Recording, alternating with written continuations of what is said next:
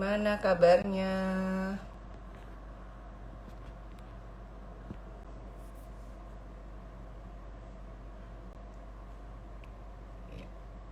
Oke, kita tunggu sebentar ya. Semoga koneksi malam ini bersahabat dan nanti obrolan kita bermanfaat. Selamat malam. Hai, Hai, selamat Samantha. malam yang di Jakarta, di Indonesia. Hai, apa kabar Kak? Kabar baik, Alhamdulillah. Kamu apa kabar nih? Baik, baik. Sebelumnya terima kasih banyak malam ini sudah mau bergabung jauh-jauh dari Dubai ya Kak? Iya, Wah, tamu kita terjauh nih. kamu terjauh ya, nggak apa-apa Tamu kok. Dengan terjauh. teknologi jadi lebih dekat kan? Betul, betul. Nah, Kak, kita kan malam ini akan ngobrol sedikit santai aja Yes. mengenai anak dan perceraian. Mhm. Pasti bahasan ini tuh pasti kalau untuk IG Live 1 jam kayaknya nggak cukup ya, Kak? Nggak cukup kayaknya. Nggak akan cukup. Setahun juga belum cukup kayaknya. Betul, betul, betul. Karena kalau kita bahas anak dan perceraian tuh ibarat mulai anak tahu kapan orang tuanya kok beda ya perilakunya sampai anak dewasa sampai dia nanti menikah kalau isu tentang perceraian orang tuanya belum selesai pasti terus diungkit Aduh, saya terus merinding. diungkit. Saya merinding dengernya. Jadi mungkin kalau yang sering ditanyakan nih Kak di komunitas kami karena namanya komunitas ibu tunggal ya, isinya ibu Yes. tunggal semua. Itu salah satu pertanyaan yang sering sekali ditanyakan teman-teman itu adalah bagaimana sih caranya memberitahukan ke anak bahwa orang tua itu sudah bercerai? Apa sesudah atau sebelum itu gimana sih Kak idealnya gitu? Kalau dari Idealnya, iya. Idealnya kita harus memahami dulu pertama konflik di antara orang tua itu sebesar apa. Oke, kalau konfliknya nggak pernah diketahui oleh anak, begitu anak tahu dikasih tahu, iya kita udah bercerai, pasti shock, ya, betul, betul, betul. ya kan? Tapi kalau konfliknya sudah sangat besar, di rumah setiap hari bertengkar terus, bahkan sampai ada kekerasan dalam rumah tangga, anak nggak nyaman dengan kondisi Betul. itu. Sehingga kalau dibilang, oke kita udah nggak satu rumah, mungkin jadi buat anak jadi ada ketenangan ya. Malah melegakan ya Kak ya kalau untuk kasus Yes, yang KDRT yang ya. ekstrim. Yes, Jadi ekstrim. memang setiap kasus itu berbeda Berbeda ya. sekali penanganannya dan cara memberitahu ke anak seperti apa. Yang paling berat kalau anaknya dari bayi itu sudah mengalami perpisahan orang tua. Jadi Iya, orang betul, tuanya betul, betul. berpisah saat anaknya masih bayi, gitu terus ikut dengan salah satu orang Betul, tua, gitu. betul, Mungkin betul. kita pada saat proses perceraiannya gampang lah gitu, nggak usah jawab apa-apa gitu kan, karena anaknya Ya, belum anaknya masih ngerti bayi ini gitu, ya. belum ngerti, Betul, masih betul. bayi gitu kan. Tapi Iya. pada saat anak mulai beranjak dewasa, umur 4 tahun, dia mulai sekolah, playgroup gitu ya, TK, dia ngelihat temennya, kok si itu dianterin papahnya ya, kok si itu dianterin mamahnya ya, aku di rumah nggak ada mama atau aku di rumah nggak ada papa. Nggak ada apa-apa. Tergantung kan nanti dia ikut Iya, siapa gitu ya. betul, betul. Itu muncul mulai banyak perdebatan dalam dirinya. Aduh, Nah, kasihan. anak-anak yang dekat dengan orang tuanya akan bertanya, Betul. papa mana? Kok aku nggak pernah ketemu papa? Iya, Gitu. Artinya ketika anak sudah mulai bertanya, oh dia siap bertanya. dengan jawaban. Oke. Nah, kita jawabannya tuh harus ngikutin usia anak. Usia anak ya. Kemampuan bahasa dan kemampuan kognitif anak di usia 4, 6, 8, 10, 12 itu beda-beda semuanya. Beda-beda, betul. Jadi kita nggak bisa pukul rata langsung bilang cerai gitu. Langsung Enggak. bilang gitu ya.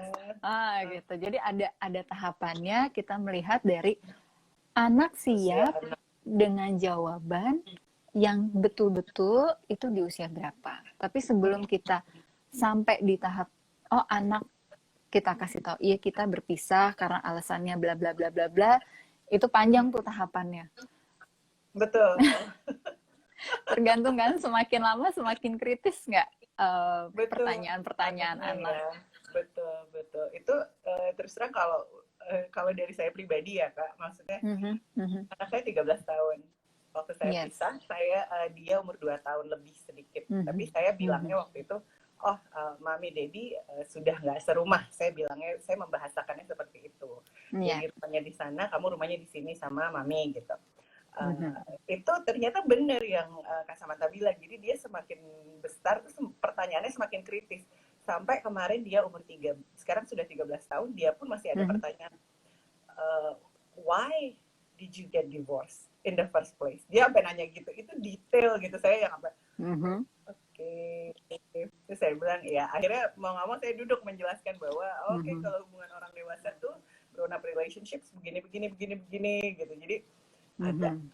oke, ternyata walaupun sudah tahu dari usia kecil, ternyata begitu dia masuk remaja, sekarang pertanyaannya lebih benar yang Kak Samantha bilang ya, lebih kritis gitu. Lebih abstrak ya. Ya betul, betul. Jadi dia pengen tahu kenapa orang bisa salah pilih pasangan, kenapa orang bisa nggak cocok gitu. Yes. Yes, betul banget, betul banget. Karena kita mengikuti pola perkembangan kognisi anak nih, umur 2 tahun kan Betul, dia konkret sekali. betul, Konkret betul, sekali. Yang dia lihat, yang dia tanya. Nggak dilihat dia lupa, gitu kan. betul, Tapi kalau anak betul, usia 13 tahun, pemikirannya sudah sangat abstrak, dia mau tahu sedetail-detailnya. Nah, betul, itu betul. malah enak kalau kita jelasinnya seperti yang Maureen sampaikan ya. Itu malah enak banget gitu karena bisa menyambung menyambung pemikiran-pemikiran dia sehingga konsep tentang hubungan Iya. bagi dia jadi semakin jelas bahwa Hmm, hubungan itu memang harus sama-sama diusahakan kan. betul, betul, Bahwa betul. ada nih kekecewaannya satu dua tiga, tapi yang satu nggak mau berusaha, yang Nah, ini usaha terus iya, gitu. betul. Akhirnya ya sebagai konsep kesehatan mental kita, masa kita usaha sendirian sih gitu Iya, ya. betul, betul, Gitu. betul. Jadi ya akhirnya diputuskan berpisah lebih baik karena kalau anak juga menghadapi orang tua yang bertengkar terus-menerus nggak oke juga gitu Betul, kan. Tapi kalau kasusnya kekerasan, anak lebih cepat paham. betul. Karena apalagi kalau mereka melihat ya Kak, ya ampun. Yes, sekarang mereka melihat. Betul. Mhm. Itu agak berat sih, dan kita juga di SMI ada sih beberapa teman-teman yang Mhm.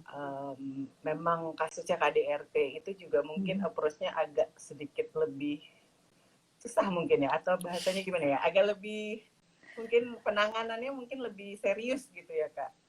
Iya, penanganannya serius terkait juga trauma-traumanya ya. Jadi Trauma, betul, betul. eh, proses tahapan sampai bisa memaafkan atas apa yang terjadi dalam dalam pernikahannya tuh butuh waktu lebih lama. Mhm. Ya, betul, betul. Ini sudah banyak juga teman-teman yang komentar, yang Mhm. berbagi. Terima kasih teman-teman yang udah ikutan. Saya coba ini scroll back dulu ya. Mungkin ada pertanyaan. Mungkin untuk Mbak Samantha, untuk Kak Samantha Mhm. boleh ditanyakan hubungannya dengan anak dan perceraian ya. Um, Mhm. Hai, saya juga pernah ada experience soal tersebut. Ini Mbak Hogi Jelita ya. Mhm. Alhamdulillah anak saya bisa sangat menerima kenyataan divorcing. Wah, keren keren itu. Sebentar ya. Um, oh, ini ada pertanyaan Kak dari Favor Shop yang dialami saya beberapa hari yang lalu. Papa series di mana anakku baru 3 tahun dan udah sekolah, dan perceraian saat anak masih bayi. Uh, Mhm. Mhm. Berarti anaknya udah 3 tahun, udah pisahnya dari bayi ya Kak. Itu Udah ngejawabnya bisanya gimana dari tuh? bayi. Ini yang tadi ya analogi pertama Iya, kita betul, pakai. betul, betul. Jadi gini, kita sebelum kita jawab, kita menamakan perasaan atau kekhawatiran anak dulu. Betul. Jadi anak kan nanya ya, papa aku di mana? Gitu. Kita menimpalinya dengan, ehm, kamu penasaran ya sama keberadaan papa? Oke. Oke, Ditanya gitu balik kan. ya. Ditanya balik gitu kan. Iya, gitu. Nanti anaknya gitu. Iya, aku mau tahu, aku mau ketemu misalnya gitu. Jadi kita Iya. supaya bisa mengikuti alur berpikir anak. Oke. Sebenarnya dia cuma sebatas ingin tahu Hmm, atau dia ada perasaan lebih yang dia mau ketemu. oke. Mungkin mungkin juga umur 3 tahun mungkin belum bisa berkomunikasi sejelas orang dewasa kan ya pasti ya Kak ya. Yes, Jadi mungkin betul. bahasanya betul betul betul. Oke, oke. Jadi kamu penasaran ya gitu ya. Nanti dibalas gitu. Iya, aku misalnya gini. Ini tergantung kemampuan bicara anak juga ya. Betul, betul. Ada yang sudah ceriwis, Iya. ada yang masih iya masih kayak anak umur 2 tahun ngomongnya masih satu dua kata gitu kan. Jadi ini tergantung, tapi patokannya gini. Kalau anak bilang bahwa iya dia mau tahu, kita cukup bilang, ayah tinggalnya di mana? Sebutin tinggalnya. Oke. Seperti yang Morin sampaikan ke anak dulu kan waktu usia 2 tahun. Kita Iya. tinggalnya pisah rumah gitu. Sebutin, kasih tahu alamatnya yang kita tahu terakhir kali itu di mana. Gimana? Oke. Oke. Kalau ternyata dia ada keinginan, aku kangen, aku pengen ketemu sama ayah. Nah, ini yang kita balikin lagi. Ibu tahu kamu kangen mau ketemu sama ayah. Oke. Sini ibu pangku, ibu peluk. Jadi kasih kehangatan sama anak. Berarti itu Oke. ya. Berarti. Bahwa iya, mama tuh tahu loh, bunda tuh tahu kamu kangen. Ini bukan hal yang mudah buat kamu.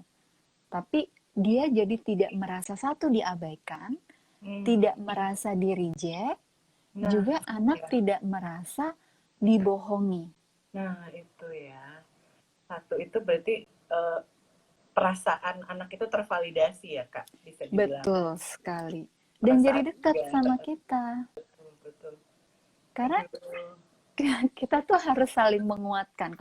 Kalau bicara tentang perceraian, siapapun yang mendapatkan hak asuh anak harus saling menguatkan dengan anak. Betul, betul. It's never easy, but we can do it. Yes. Apalagi dengan komunitas single moms Indonesia gitu ya. Jadi kita bisa saling menguatkan. Iya berat sih gitu, tapi selalu ada caranya gitu. Betul, betul, betul. Berarti gitu ya, dikasih tahu aja, diomongin aja, jangan bohong gitu ya Kak, istilahnya. Yes. Karena saya beberapa kali dengar cerita teman-teman yang memutuskan untuk kayak white lies gitu Kak, jadi bohong karena merasa mungkin anak aku terlalu kecil, jadi aku bilang aja papa kamu lagi kerja di luar kota. Kalau teman-teman ngomong waktu itu nanya gitu, saya pasti jawabannya kalau bisa sih ngomong aja pakai bahasa yang sesuai anak, karena takutnya kalau kita bohong, anak kan akan berharap bapaknya pulang nih. Iya, harapannya jadi makin besar. Kalau harapannya sudah semakin besar, rasa kekecewaannya juga makin besar. Betul. Apalagi begitu dia tahu bahwa faktanya, oh ternyata sudah bercerai. Gitu. Sedangkan kalau kita melihat dari perkembangan psikososial, perkembangan pertama manusia itu adalah trust. Basic trust versus mistrust kan. Itu udah basic banget gitu. Ketika kita bohong sama anak, kita udah merusak satu tahapan perkembangan itu. Nanti anak tahu faktanya mungkin umur 8 tahun, nanti dia tahu faktanya umur 10 atau umur 20 tahun baru tahu. Itu benar-benar kayak mentally breakdown yang hancur kayak kertas berkeping-keping. Lebih hancur dibanding kalau kita bicara sesuai dengan tahapan perkembangan kognisi anak gitu. Umur 2 kita ngomongnya apa, umur 4 apa, kita lihat anak-anak tuh sudah siap belum sih dari rasa penasaran dia dari pertanyaan-pertanyaan yang ditanyakan. Betul. Itu berarti perlu diingatkan untuk teman-teman single moms dimanapun berada, sebaiknya jujur ya Kak. Tapi jujur juga dalam artian nggak perlu membuka semuanya kan Kak. Nggak perlu gini, oke. Mungkin kata yang tepat, gimana ya? kata yang tepat adalah asertif. Ya, betul, betul, betul, betul, Asertif dan bijaksana. betul. Oke, karena ketika kita jujur, kita bisa buka aib semuanya.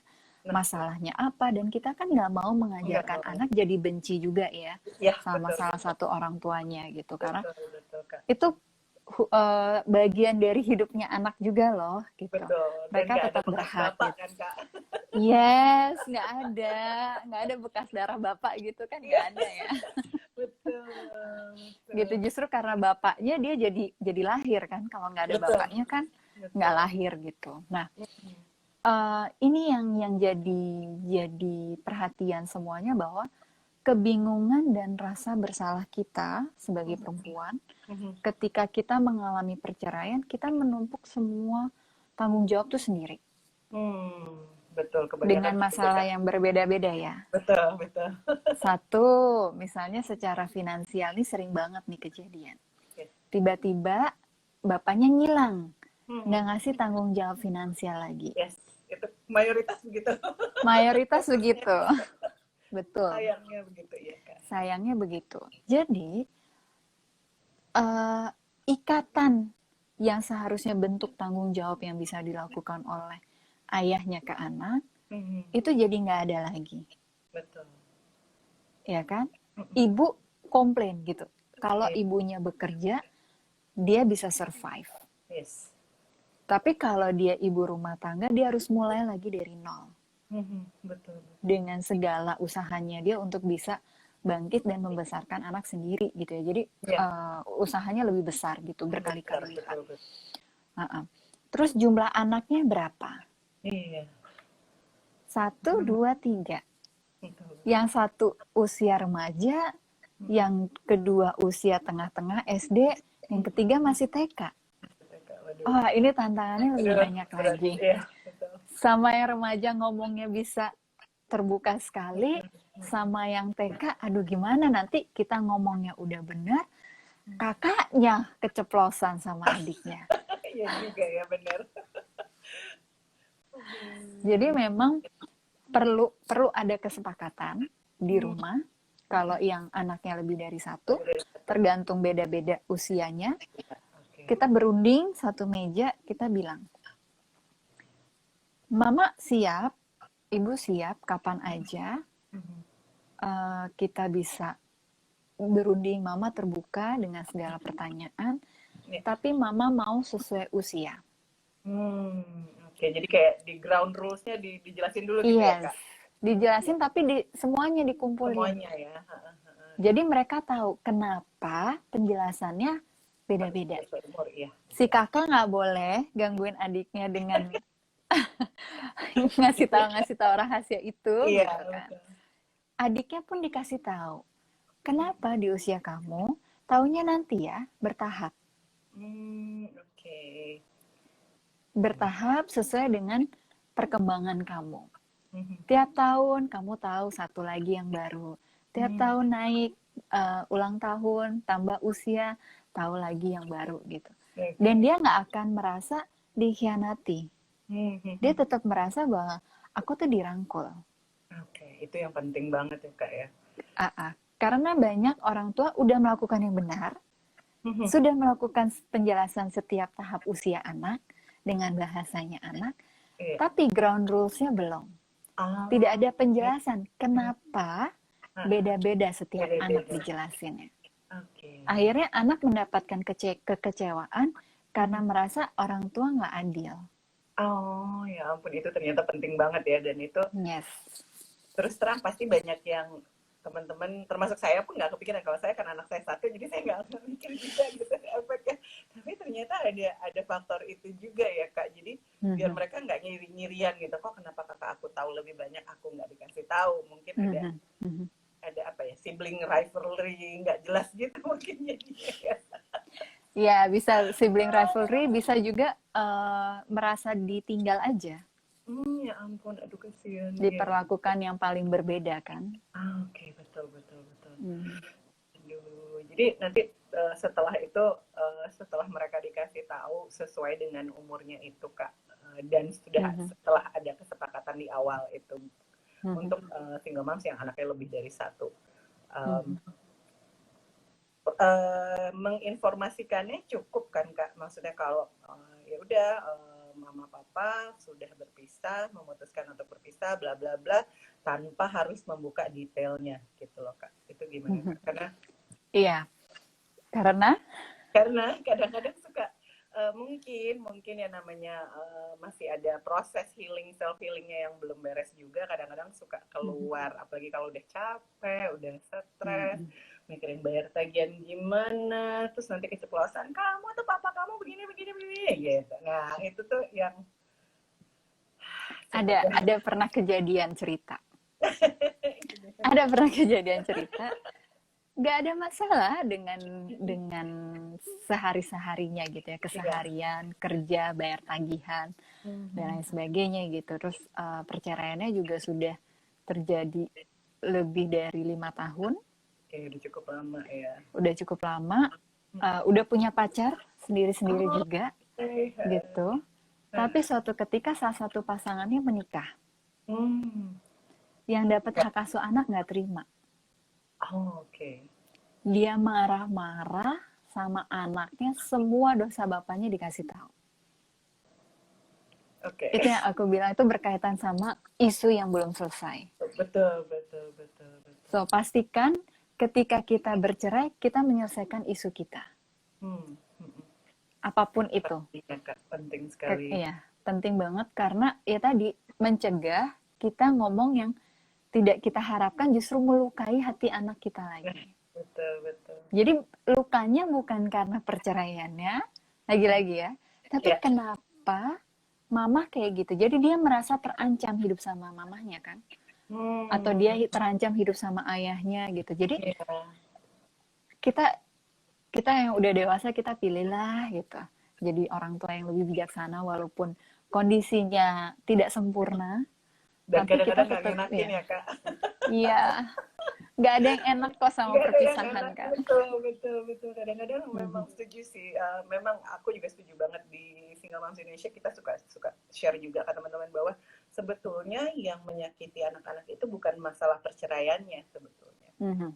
Tapi bagaimana kedua belah pihak ini bersikap satu sama lain di depan anak khususnya. Apalagi anak kan cinta dua-duanya ya Kak. Kayaknya nggak adil ya kita kalau mau kayak ayo dia bapak kamu gini-gini, kamu sama aku aja gitu kan. Jadi kayak anaknya jadi bingung nggak mesti milih belain siapa gitu. Itu kadang-kadang suka kasihan.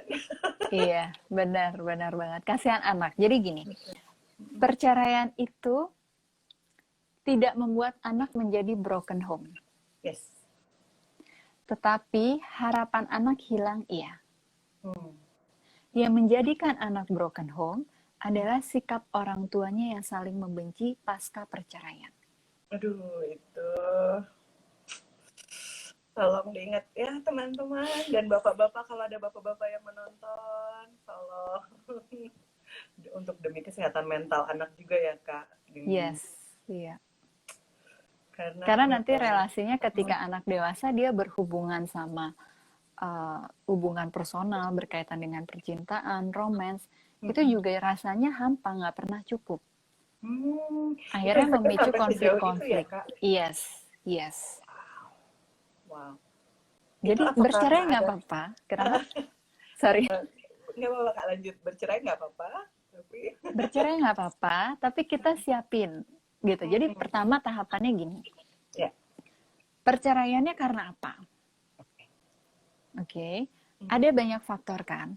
Perceraiannya misalnya karena salah satu pasangan berselingkuh. Perceraiannya karena masalah finansial. Perceraiannya karena nih lagi banyak banget nih happening. Masalah mertua. Iya banyak Kak. Udah menikah, tapi masalah mertua nggak selesai-selesai. Dan biasanya salah satu memihak orang tuanya, jadi bukan memihak pasangannya. Gitu. Jadinya iya, ya udah nggak ada lagi yang bisa mempertahankan rumah tangga itu. Terus ada masalah juga yang terkait dengan hukum. Gitu kan. Misalnya orang yang terlibat tindakan kriminal sehingga udahlah kita cerai aja atau apa gitu ya, karena salah satu pasangan yang ditinggal ngerasa harus move on, nggak mau terjebak dalam drama-drama itu lagi, misalnya gitu. Betul. Jadi perceraiannya banyak sekali faktor, terutama juga kalau ada masalah kekerasan. Betul, betul. Apapun faktornya ini, Mhm. selesaiin dulu masalah orang tuanya. Oke, selesaiin dulu. Selesaikan sampai masalah di pengadilan selesai. Oke. Begitu di pengadilan sudah selesai, anak sudah diputuskan ikut siapa, Mhm. oke, baru kita ngomong pelan-pelan sama anak kita. Sesuai tadi, tahapan usianya yang mana. Tahapan usia, betul, betul. Jangan pernah tanya sama anak mau ikut sama siapa. No. Dan sebut Karena nama. anak nggak akan pernah mau memilih. Betul. Jadi Itu jangan trauma pertama kita kasih ke anak kalau kita nanya itu. dia harus memilih ya, dia di antara dua Yes. orang tua yang sama-sama disayang gitu kan, Kak. Lahir aja dia nggak milih kan, Betul. dari kita orang tuanya. Betul. Gitu. Jadi jangan suruh dia lagi untuk memilih Ya. mau ikut siapa. Even mereka yang sudah dewasa ya, udah katanya kalau hukum di Indonesia itu kan 12 tahun ke atas boleh milih. Boleh milih, iya, betul, Ya. betul. Even yang usia 12 tahun ke atas, sebisa mungkin kita nggak usah tanya mereka mau pilih siapa. Kecuali memang ini masalah yang sangat kompleks dan saya rasa nggak semua keluarga akan mengalami hal ini ya. Iya, betul. Misalnya kayak ada perebutan harta gono gini, terus salah satu pasangan menggunakan anak sebagai alat untuk menguasai kekuatan hartanya atau gimana gitu ya. Tapi kalau udah ngadepin yang situasinya kompleks, lebih baik memang ada bantuan profesional yang bisa membantu lebih lagi untuk penanganan psikologisnya. Jadi memang nggak salah ya, Kak, untuk mendapatkan bantuan profesional untuk kasus-kasus yang agak berat ini gitu ya. Iya. Betul. Bahkan beberapa yang saya temui ya, kalau dari klien saya sudah SD, itu berpengaruh sama masalah prestasi belajar. Karena setiap kali ditanya, mamanya nggak pernah bilang. Nggak pernah mau ngomong. Jadi anaknya di sekolah suka ngelamun. Apalagi kalau ngeliat temennya diantar sama ayahnya drop, yes, sebelum berangkat kerja kayak gitu. Jadi dia selalu merenung gitu. Terus memang perceraiannya terjadi dari bayi, terus ibunya nikah lagi waktu anaknya TK gitu. Jadi anaknya nggak pernah dikasih tahu, nggak pernah dijelasin. Gitu. Taunya dedinya itu ya suami, ya. Taunya dedinya suami barunya gitu. Tapi dia akhirnya dia ngerasa gitu, kok wajahnya nggak mirip. Kan ada kasus-kasus tertentu ya. Betul. Yang beda jauh misalnya gitu dari penampilan fisik. Gitu. Juga ada masalah bukan perceraian, tapi ditinggal meninggal oleh salah satu pasangan. Betul. Gitu. Jadi waktu remarried lagi bingung, nggak dijelasin ini, tapi pas makin besar anaknya penasaran, kok mukanya beda, tapi nggak pernah dijelasin. Kalau nanya bilangnya kita orang tua kamu kok gitu, nggak usah ragu, nggak usah khawatir. Nah itu udah salah, karena anak sekolah buat pinter kan. Betul. Semakin dia pinter, dia akan semakin kritis. Yes. Kita orang tuanya harus semakin pinter juga cari jawaban yang bijaksana dan asertif gimana. Betul, berarti kuncinya itu ya, Kak, jawabannya harus bijaksana dan asertif ya, disesuaikan dengan usia anak. Betul. Walaupun misalnya ayahnya meninggal, itu pun tetap harus dijelaskan sejujur-jujurnya gitu, apalagi kalau untuk yang ayah meninggal itu ya, Kak. Yes, kalau ayah meninggal mungkin lebih gampang karena kita bisa jelasin karena fungsi tubuhnya sudah tidak berjalan. Yang susah kalau yang ayahnya di penjara. Betul. Terus anaknya ingat. Lihat baju polisi, ingat waktu ayahnya ditangkap di rumah. Aduh, trauma. Trauma lagi gitu. Tapi kita sebagai orang tua juga mau jelasin gimana. Nanti takut, kekhawatirannya besar ya. Betul. Takut nanti anaknya mencontoh. takut nanti anaknya jadi antipati sama polisi. Oke. Atau justru jadi terlalu takut sama polisi. Gitu. Jadi serba bingung, ya saya yakin serba bingung. Tapi untuk masalah-masalah yang sifatnya sangat detail, konsultasilah sama profesional supaya profesional juga tahu sedetail apa permasalahannya dan segimana bisa untuk mendampingi gitu kan. Mendampinginya misalnya gini, bulan ini anak mulai nanya ini gitu ya, papa kemana gitu. Bulan depannya nanya, nggak usah bulan depan mungkin terlalu cepet ya. Tahun depannya nanya, karena udah naik tingkat gitu kan, usianya bertambah. Betul. Tanya, kayaknya aku inget deh, aku pernah jenguk ayah gitu. Banyak besi-besinya waktu di situ misalnya gitu ya. Gitu. Jadi harus jawab apa lagi ya? Nah,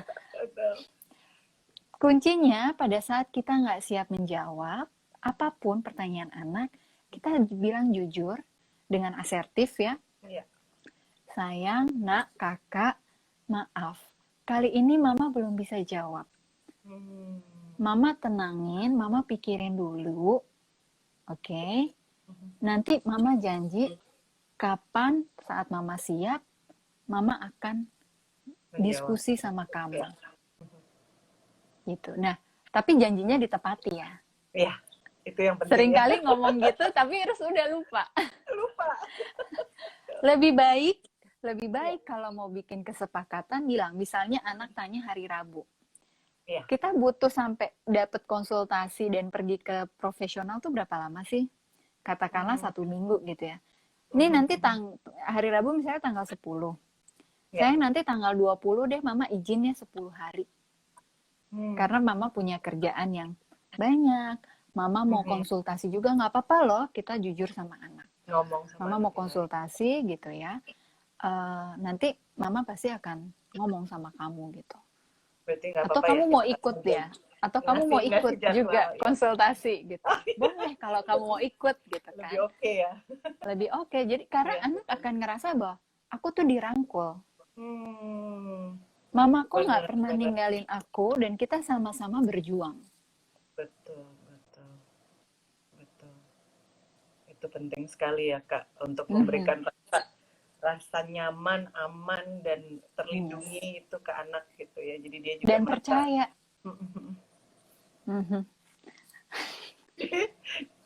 Gimana Kak dan percaya? Maaf tadi kepotong. Oke. Ini agak delay nggak ya? Kalau di aku sih enggak ya. Oke. Gak apa-apa. Oke, jadi rasa percaya itu benar karena kita kalau kita jujur, kita kasih tahu kan yang benar ya, value-nya jelas. Tapi kalau kita selalu lari, kita mengabaikan, apalagi ketika anak bertanya dengan kritis, anak juga akan belajar kan imitasi dari perilaku orang tuanya. Betul. Nanti ketika dia makin besar, dia makin jauh dari orang tuanya. Iya, betul. Saat kita orang tuanya ngerasa siap, anaknya nggak mau. Udah kabur gitu ya Kak. Udah kabur ya. Aduh, semoga nggak sampai ke sana ya teman-teman. Aku mendoakan semoga nggak ke sana karena memang ada beberapa kasus-kasus ekstrim yang aku dengar juga sampai pisahnya dari kecil, malah anak nggak kenal ayah kandung, tapi sampai anak ini dewasa akhirnya hubungan ibu dan anak ini buyar gitu loh Kak. Jadi sangat disayangkan gitu. Ya, aku ada satu fakta. Ini menarik banget faktanya ya. Jadi beberapa tahun yang lalu ceritanya ini secara internasional ya. Jadi ada penerimaan karyawan di salah satu kota besar di dunia. Terus kotanya maju sekali gitu. Aku nggak sebut namanya ya. Terus psikolog di perusahaan ini bilang, wah kamu diterima dengan catatan nih anaknya laki-laki. Oke. Dengan catatan kamu harus menghubungi psikolog dan terapi 2 tahun. Oh, terapi 2 tahun. Psikolognya harus selalu kasih report ke perusahaan progresnya seperti apa. Dalam kurung waktu 2 tahun, kalau selesai, progresnya bagus, kamu boleh diterima dan masuk di perusahaan ini. Wow. 2 tahun. 2 tahun. Kalau enggak, mohon Iya. maaf, kita nggak bisa terima orang yang punya isu dengan ayah. Wow. Segitunya ya, Kak. Yes. Orang ini datang ke saya bilang, aku benar-benar nggak paham. Kenapa perusahaan itu bisa ngasih tes yang hasilnya 100% akurat daripada ibu saya. Ibu saya nggak pernah tahu saya punya isu sama ayah. Wow. Saya aja nggak kenal ayah saya dari kecil. Betul. Mereka nggak pernah menikah. Hmm. Mereka nggak pernah ketemu lagi sejak saya lahir. Gimana saya harus nyari ayah saya? Nyari, iya betul. Wow. Jadi kita nggak tahu ya di Indonesia akan semaju apa. Betul. Gitu ke depannya, apakah nanti akan ada perusahaan-perusahaan yang akan melakukan riset dan hasil psikotesnya bisa sampai 100% lebih akurat daripada ibunya gitu ya. Tapi ini kisah nyata yang benar-benar iya bisa terjadi di Indonesia juga gitu. Wow. So itu. Jadi buat dia juga untuk mendapatkan kemajuan karir, dia mau nggak mau dia harus ikut terapi. 2 tahun loh, mahal loh. Wow, harus membereskan daddy father issue-nya itu ya, Kak. Yes, benar. Oh ya. Benar banget. Nah, mungkin lebih baik mencegah ya, Kak. Benar. Kalau kita dari kecil kan biayanya juga lebih terjangkau. Betul, betul. Kecuali saat ini kondisi finansial kita nggak terlalu bagus. Tapi gini, kuncinya ya, kalau pergi ke psikolog, kami tahu harganya tuh nggak murah. Betul. Oke, tapi selalu diskusikan masalah finansial. Saya nggak bisa kalau seminggu sekali. Bisa nggak kalau saya datangnya sebulan sekali, atau bisa nggak saya datangnya 3 bulan sekali. Tapi ada komitmennya, ada tindak lanjutnya untuk melakukan konsultasi itu. Konsultasinya ya, betul. Gitu. Sehingga tahu, oke, progresnya nih sampai di sini nih. Mungkin progresnya kecil, tapi paling nggak kita naik dikit-dikit. Daripada nggak ada sama sekali. Betul. Ya, mudah-mudahan teman-teman yang nonton live ini bisa mempertimbangkan kalau memang dirasa berat sekali, mungkin untuk menghubungi, kan sekarang sudah banyak ya, bisa dicari di Instagram juga. Malah beberapa yang saya dengar di Indonesia sekarang penggunaan BPJS bisa untuk berkonsultasi dengan psikolog. Mungkin itu bisa jadi alternatif, membantu. Ini ada pertanyaan tadi Kak dari siapa? Sebentar, saya scroll back sebentar. Dari Mbak Maharani, Mbak Maharani di Jogja nih Kak. Ini gimana ya caranya bikin hati jiwanya si anak kembali full kalau begini, ngisi kekosongannya harus ngasih janji karena si anak maunya kami balik kembali. Gimana deh? Anaknya masih ngarep orang tuanya balik gitu ya Kak? Iya, paham banget deh kalau anak-anak yang sangat cinta sama kedua orang tuanya. Sangat-sangat cinta, mereka ngerasa sangat nyaman saat berada sama orang tuanya gitu ya. Pengennya balik, pengennya nggak terpisah gitu. Sehingga kita juga makin bingung jawabnya gimana. Kita makin ngerasa, aduh lemas. Agak bersalah mungkin ya Kak? Salah, iya, merasa bersalah banget gitu kan. Pertama langkahnya adalah kita menstabilkan emosi kita. Hilangkan dulu rasa bersalah kita, yakini bahwa memang keputusan untuk berpisah itu keputusan yang tepat. Oke. Lalu kita bisa ngomong sama anak tadi, perasaannya dia. Oh, Ade masih rindu ya, Ade masih pengen ya. Gitu. Kita bisa balik lagi. Mama paham, Bunda bisa memahami perasaan kamu yang punya harapan. Oke. Tapi tadi balik sampai situ terus balik dengan apa tingkatan kognisi anak, usianya berapa, kita balik ke situ, kita jawab, ingat nggak dulu waktu masih bareng, apa yang sering terjadi? Misalnya sering berantem. Ya. Anak jadi ingat kan, kamu lebih senang yang rumah tangganya di dalam rumah kamu tenang, atau di dalam rumah sering banget deh isinya ibu sama ayah berantem terus. Dibawa dulu gitu ke momen itu gitu kan. Tapi kalau anaknya masih kecil banget, apalagi waktu masih bayi ya, biasanya nggak ada peristiwa itu. Mereka nggak ingat kan. Memorinya nggak ada ya Kak ya tentang masa-masa. Memorinya ada. Ada. Oh, katanya memorinya ada, memorinya cuman ada. Mungkin harus ada tahapan relaksasi, tahapan hipnosis supaya dia ingat gitu ya memorinya. Tapi kan tergantung lagi nih dari usia waktu dia bertanyanya kapan. Biasanya yang suka nanya gitu usianya di bawah 10 tahun. Oh, oke. Menarik ya. Ternyata memang berarti termasuk pertanyaan yang wajar dan mungkin mamis-mamis yang nonton bisa mempersiapkan diri untuk menghadapi itu ya Kak. Wow. Kalau yang udah 10 tahun ke atas, apalagi yang udah remaja, kalau sampai mereka masih berharap orang tuanya kembali, artinya pada saat mereka hidup bersama, buat anak tuh berkesan sekali. Jadi pada saat pernikahan bagi anak, orang tuanya tuh keren banget. Setelah berpisah, semuanya susah. Yang terlihat biasanya secara finansial dulu. Ayahnya susah, ibunya susah, harus numpang di sini, numpang di sana, misalnya seperti itu ya. Gitu. Jadi memang sangat-sangat spesifik setiap kasus.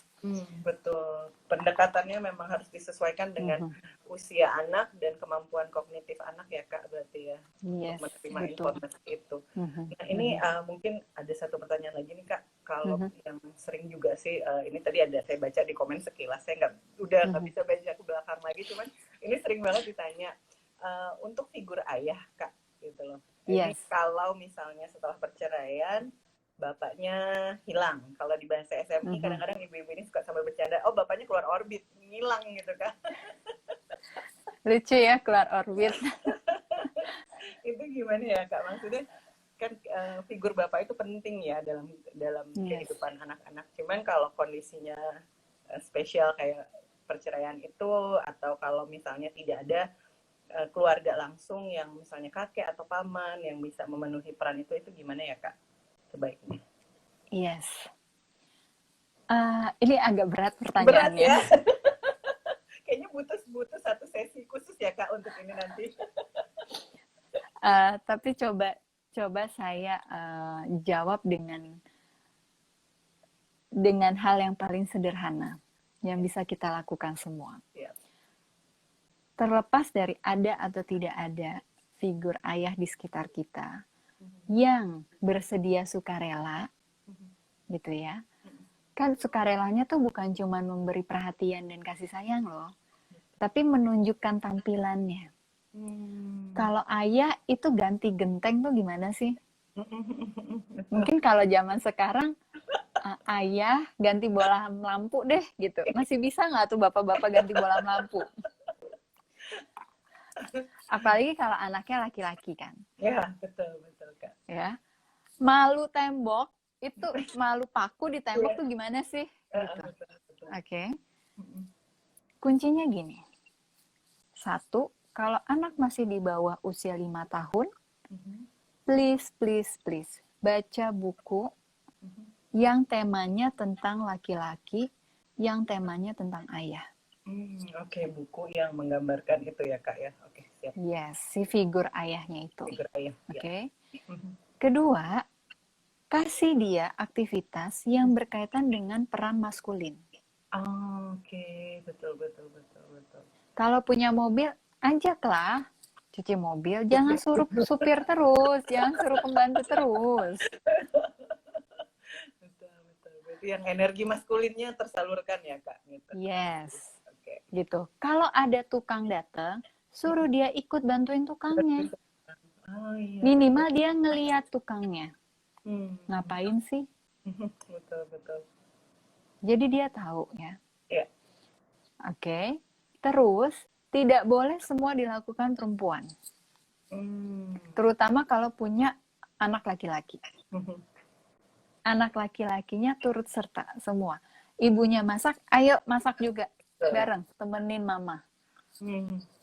Ada tamu, gantian. Kamu yang siapin tehnya, siapin ada cemilan ini, sajian buat tamunya apa aja. Jadi tugas-tugas yang biasanya gender based itu dibiasakan juga gitu ya Kak? Dibiasakan juga. Gitu. Karena dia akan belajar bahwa ketika menikah, peran kita tuh bisa apa aja terlibat. Betul. Bahwa bukan semuanya peran ibu loh. Peran ibu. Betul. Yes. Gitu. Bahwa laki-laki bisa punya inisiatif, bisa berperan juga. Keren banget. Ya, betul. Setuju. Aduh, ya ampun. Kemudian, kalau di YouTube itu ya ada namanya Hi Dad, How Do I? Kalau nggak salah itu ya judulnya. Aku lupa. Pernah lihat nggak? Aku sempat lihat kemarin itu karena akun itu katanya dibikin karena si kreatornya itu tidak punya ayah. Jadi dia How Do I itu dia mulai itu. Iya betul, nanti kita share deh. Jadi kalau di akun itu dia pakai pendekatannya, hey anak-anak, lihat deh, gue mau kasih tahu lo nih, kalau laki-laki tuh ayah berperannya seperti apa sih, gitu.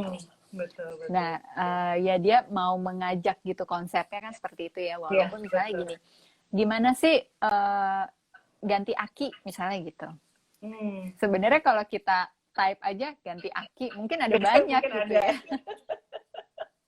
Tapi pendekatan dia yang dia ngajak ngomong, ini loh gini step by stepnya, apa yang perlu kita perhatikan. Jadi berasa kayak sama bapak sendiri gitu ya. Yes, betul. Gitu. Atau cerita film yang apa, Sabtu bersama Bapak atau apa tuh juga ada kan ya? Iya ada, betul. Wah, keren. Aduh, ini ilmunya bergizi banget tipsnya nih Kak. Terima kasih banyak. Alhamdulillah. Senang banget. Ini kayaknya ada yang tanya lagi ya. Iya.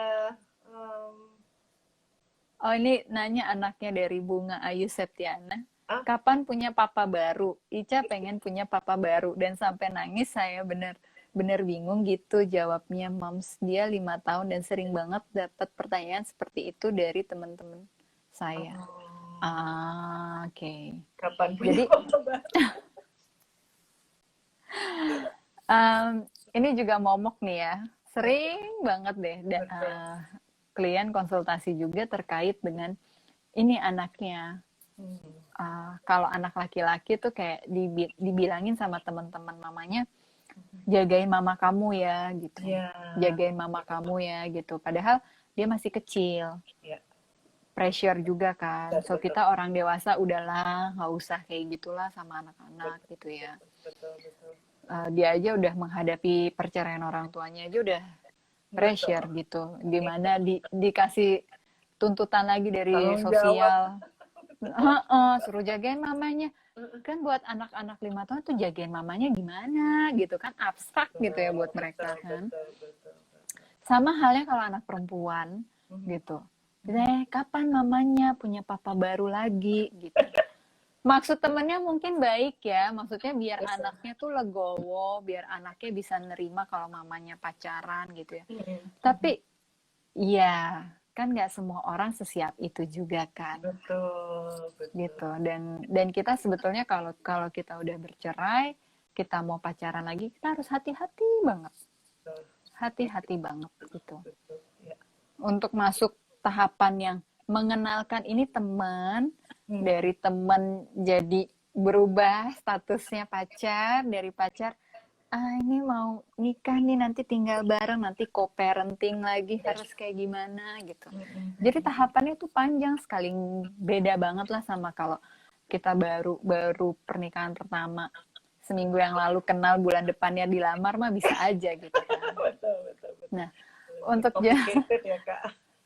untuk jawaban yang kalau anak suka nanya kapan punya papa baru ini, memang um, penting banget kita ngasih tahu ke anak bahwa mama bisa lihat kamu pengen punya papa baru, kamu udah rindu ya gitu, nggak ada papa selama ini gitu. Kamu lihat teman-teman kamu punya papa, kamu kok enggak, misalnya gitu ya. Jadi kita acknowledge lagi gitu, kita ngulang ngasih tahu ke anak apa yang sebetulnya dia rasakan kan. Tapi kita kasih penjelasan juga. Yes, menurut mama ini bukan waktu yang tepat loh. Gitu. Dan kita bisa hidup sendiri sampai mama bisa ketemu orang yang sangat pantas, sangat layak untuk nemenin mama dan sama kamu bareng-bareng di rumah. Jawabannya enak banget. Itu yang gitu. Jadi anak juga belajar di situ bahwa oh iya ya, untuk memilih pasangan itu nggak mudah. Oh, betul setuju. Aduh, suka banget jawabannya. Kayaknya harus jadi template nih. Nanti kita bagikan ke teman-teman. Aduh, keren. Ini sebenarnya masih banyak banget Kak pertanyaannya. Cuman kayaknya kita waktunya sudah hampir habis. Mungkin untuk teman-teman bisa follow akun Samantha ya. Ini nama akunnya udah aku tag di komen.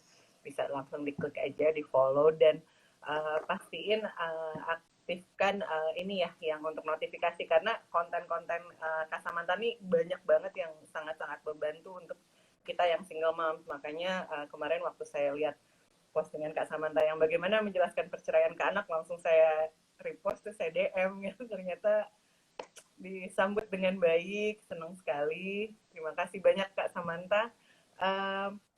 Mungkin satu pertanyaan terakhir lagi ya Kak. Terakhir aja. Ini gimana ya? Pesan-pesan khusus lah gitu dari Kak Samantha untuk semua ibu tunggal dimanapun berada. Kira-kira gimana Kak?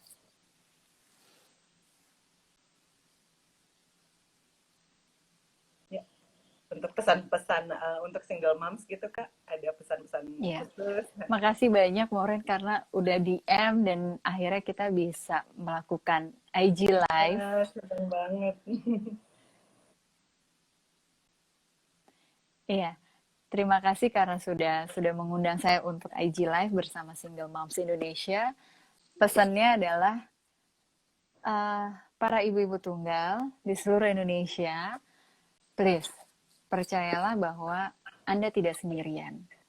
Ada banyak sekali orang-orang yang ada di sekitar Anda, merangkul Anda bersama untuk kita tumbuh berkembang menjadi ibu tunggal yang lebih berdaya lagi untuk anak-anak. Betul. Jadi tetap semangat ya. Semua ibu-ibu tunggal dimanapun berada, yaitu pesan-pesan dari Kak Samantha. Semoga tadi juga jawaban Kak Samantha bisa sedikit membantu dan sedikit meringankan teman-teman. Nanti setelah ini akan kami posting sebagai IGTV ya. Gitu. Jadi bisa membantu. Sekali lagi terima kasih banyak Kak Samantha atas waktunya, kesempatannya. Semoga nanti kita bisa bertemu di topik-topik yang lain.